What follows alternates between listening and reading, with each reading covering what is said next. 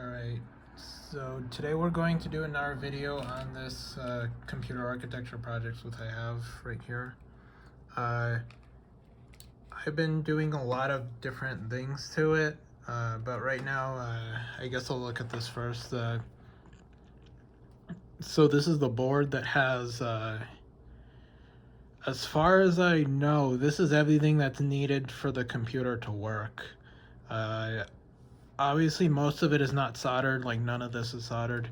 The only thing that's soldered and working right now is this part.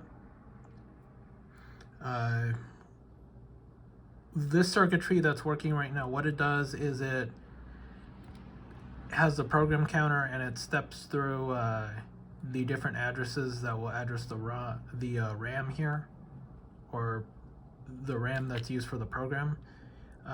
Yeah, it steps through that, and using these two lines right here, you can stop the program counter and clear it, and then you can program it using these lines. So what you can do is you could have the program counter running the program, and then you could stop it and then address the RAM using these lines. And what that allows you to do is to program the RAM to actually write to it. So yeah, once again, if we want to write the RAM, we stop the program counter, we clear it, and then use these lines. And that goes to these two circuits, which what amounts to an OR gate, and then that is ORed with the program counter with these lines right here. And that's explained in this diagram. So yeah, we have the program counter, and we're not including the sub instruction counter because that doesn't factor into this. Yeah, so we can clear the program counter and disable it, and then we can use the programmer to address the instruction ROM and the data RAM, and that's how that works. This is like the kind of algorithm of how we're going to program it.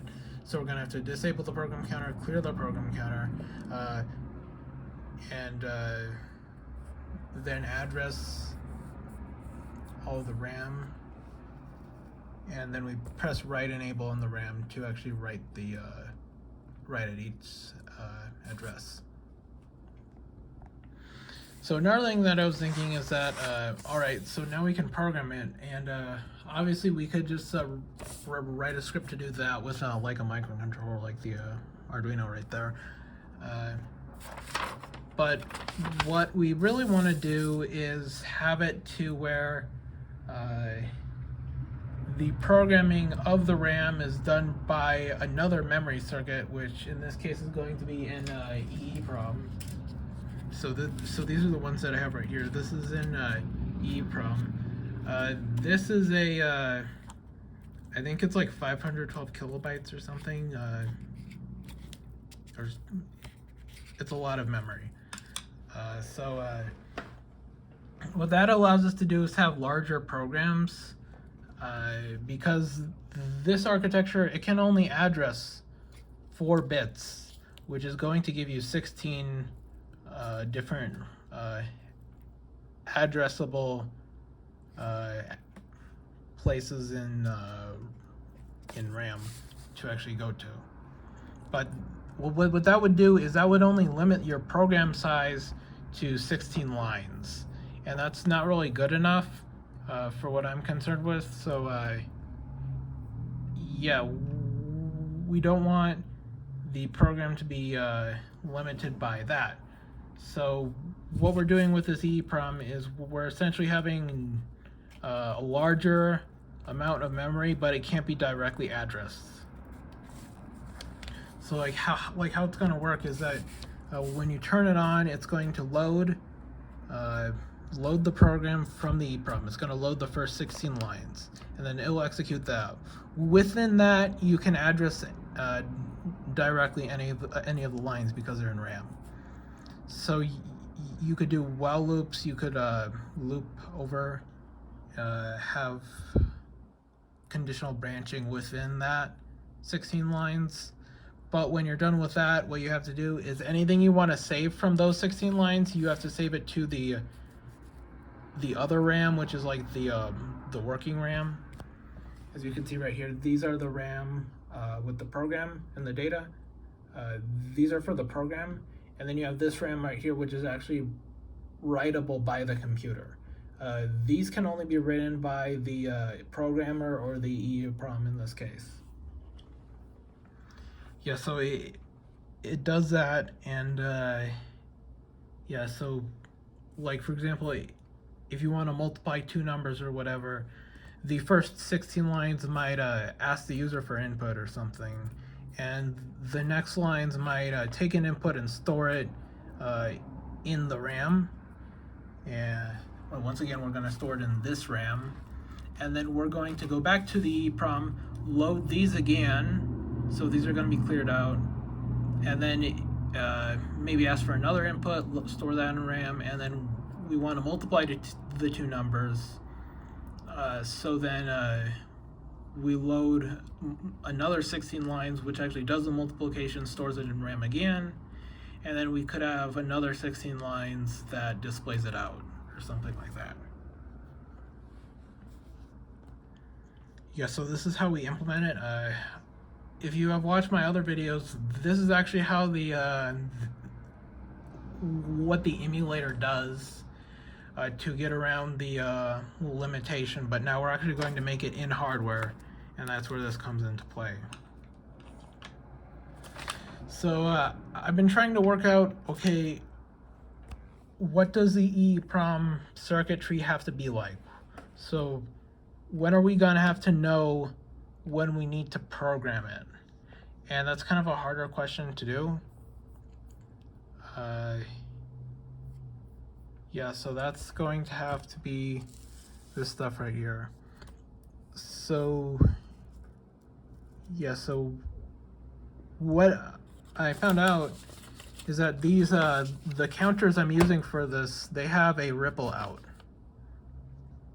They have a ripple carry, and the ripple carry will activate. It goes like up and down. So whenever the RAM is at 15 and only the number 15, the ripple will be out. So what we can effectively do with that is use the ripple, and then that will stop the program counter, and then we could clear it later or something like that. Yeah, so I haven't really fully worked this out. Here's what I think is more going to be what's going to be like. So on the number 15, we're going to get a ripple carry, and then what that's going to go to an SR latch, and then okay, so on the number 15, on the 15th address, on the last address, the ripple is going to be out. So what that's going to do is that's going to set this latch. It's going to go to this AND gate. So now this AND gate is armed, and it will fire when it detects the number 0. So that means is that we're detecting the transition from 15 back to 0, because that's when we want to start programming it, because once we've gone past this back to 0 from 15, we're going to have to load in the next lines. And yeah, another thing is that yeah, it has to be on the transition from 15 back to 0, because obviously the instruction on 15 could be go back to a different address, and then that will happen. So that might be an issue, but what we want to detect is when it goes from 15 back to 0. So make sure that it's 0. And that's going to have to be using this 0 detector, which I crossed out because I didn't think I need it, but I think we actually do need it. So it's going to go to all the address lines, and it's going to see if the address is 0. If that's the case, and we've gone past 15, so we've gone from 15 to 0, and now it's 0, this AND gate will trigger, and then that will trigger the circuitry to program the RAM for the EEPROM to do.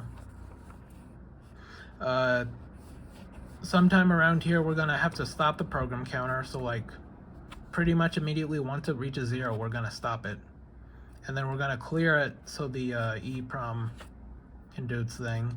We don't really have to clear it because now it's on 0. So the EEPROM can just take over these address lines, and there's not gonna be any interference from the program counter because it's already 0. And here's kind of the timing diagram of whatever has to get done. So it's going to be up in 0, and then here's where the programming is actually going to get done. So from this transition point, we're going to stop the program counter, and the control of the circuitry is going to go to the EEPROM circuit, and that's going to program of the RAM, and then it's going to give the control back to the program counter by resetting this latch. And then they'll be like, okay, we're done programming. Now we can go back to enable the program counter and keep doing whatever we were doing. All right, so hopefully that made some amount of sense. Now we're going to actually demonstrate the what I have for the circuitry. So as I mentioned, most of this is not soldered, but I have been trying to lay it out. But what we can do is we could plug it in and we can look at how the counter works again. Yeah, so the clock is going now. At least it should be. It is kind of slow.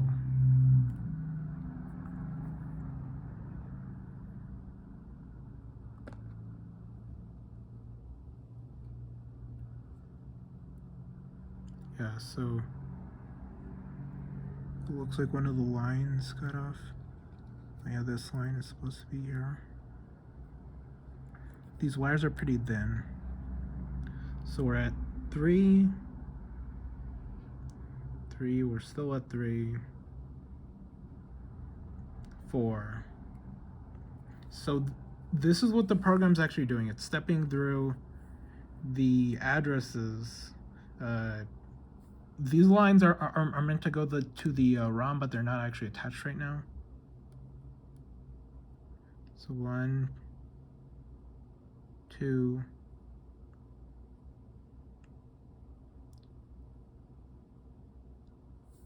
3, come on, 3, 3. Let's make sure that it counts up right. And then 4. So let's try to get it to count up to 5. So 4,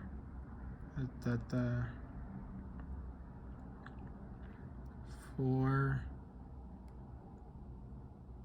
5. All right. So what we have right here is these two lines. These are the clear and the stop lines. So let's try this one. Well, let's see what this one does. So these are active low. So let's put this to ground. So it should be stopped now. So it's not going to go up to the next address. So that means that this line must be the clear line. So if I tap this, it clears. So now the program counter is cleared and it's off. So this line is still connected to ground, so we're not counting anymore. So that means that we should be able to actually take one of these lines. So these are the programming lines. And if we connect these high, we can manually determine the address.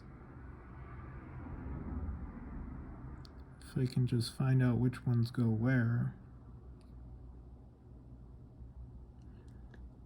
Yeah, so let's just take this wire and let's actually go to an address.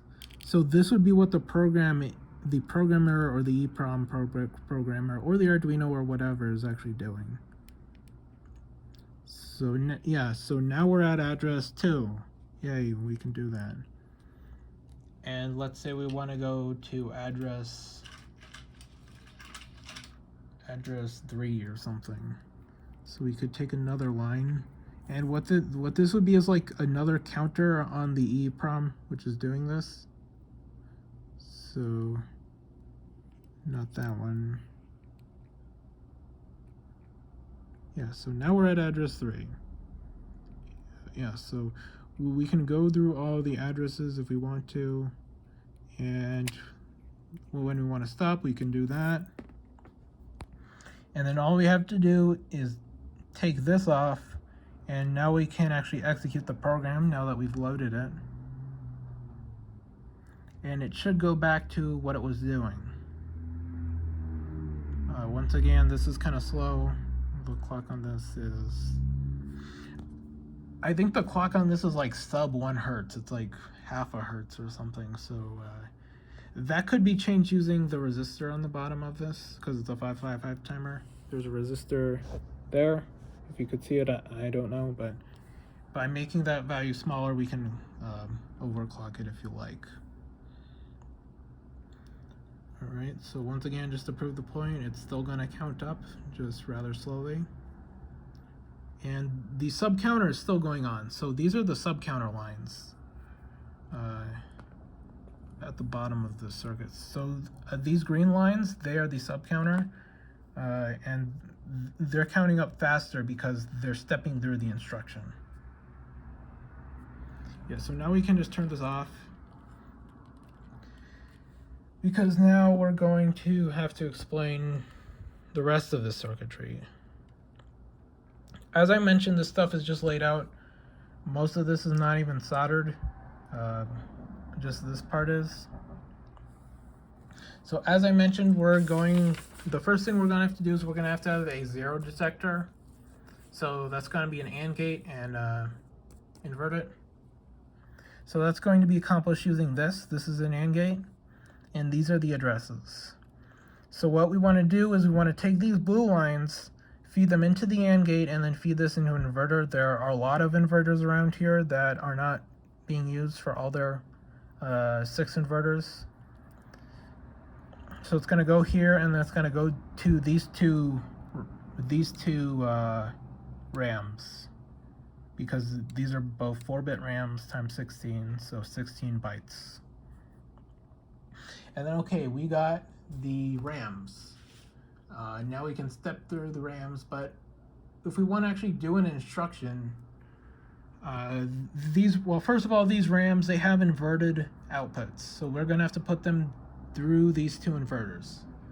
So as you see here, the RAM goes through the inverters, and then it goes through a decoder.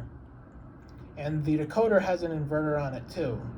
That is because these are 3x8 line decoders.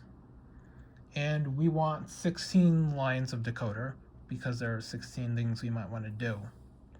And that has to be by just inverting the enable on one of these. So only one of these is going to be enabled at a time. For example, this could do the low addresses, this could do the high 8 addresses, and it'll work like that. And then from there, there's going to have to do some other things. Let's try to get a better focus on this. Well, it's another RAM chip.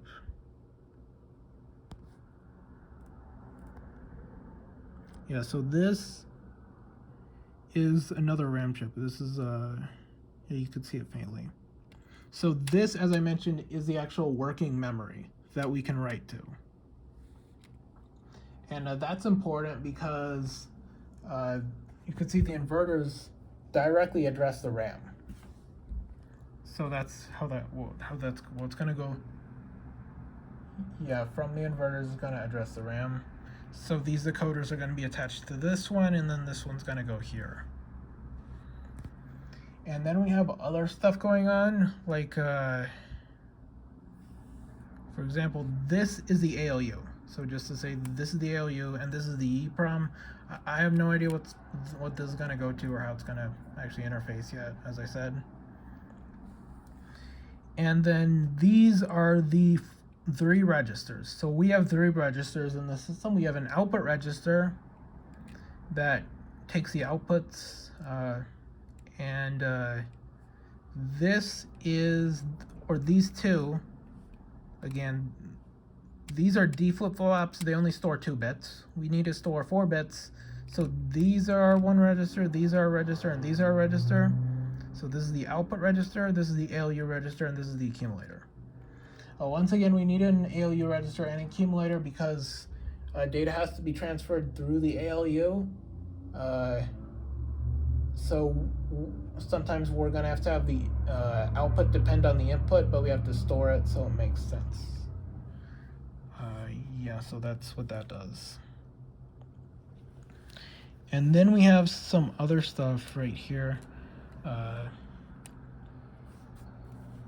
Yeah, so another thing that, well, that just messed everything up now, didn't it?